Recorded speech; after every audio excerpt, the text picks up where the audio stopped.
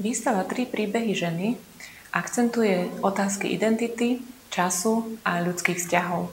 Interpretuje diela 42 autorov zo zbierky Galérie, pričom sa zameriava na 3 kľúčové etapy ženského života: detstvo, dospelosť a starobu. Analyzuje fenomén ženy v behu času a zdôrazňuje premeny a rozmanité roly, ktoré žena počas života zastáva. Výstava je uvedená v rámci dramaturgického cyklu Zbierka. Tematické celky reflektujú nielen biologické a sociálne aspekty týchto etáp, ale aj ich kultúrne a umelecké zobrazenie. Koncept výstavy je silným a vizuálne aj emocionálne bohatým skúmaním toho, ako sa žensko zmení a ako ju rôzni umelci interpretujú vo svojich dielach. Prvým príbehom ženy v rámci výstavného konceptu je detstvo. V dielach je zosobnená krehkosť, nežnosť, ale aj bezstarostnosť a hravosť patriaca k detskému veku. Energia lásky a materstva je prezentovaná v druhom tematickom celku Dospelosť, v ktorom je žena zobrazená ako matka, pracujúca žena a milujúca partnerka.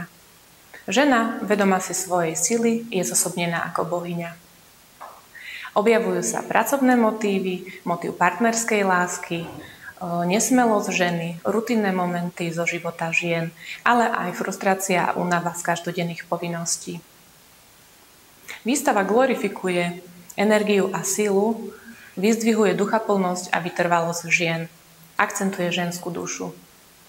Tieto danosti sú interpretované v početných aktoch v maliarskom, grafickom, kresbovom a sochárskom prevedení. Stretávame sa so zobrazením matky s dieťaťom v náručí, ktoré vyjadruje hlboký cit, lásku a prezentuje kult materstva.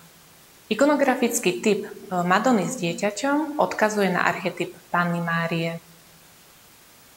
Výstavu uzatvára téma staroba, ktorá prezentuje podoby pokročilého veku v radostných i strastných momentoch.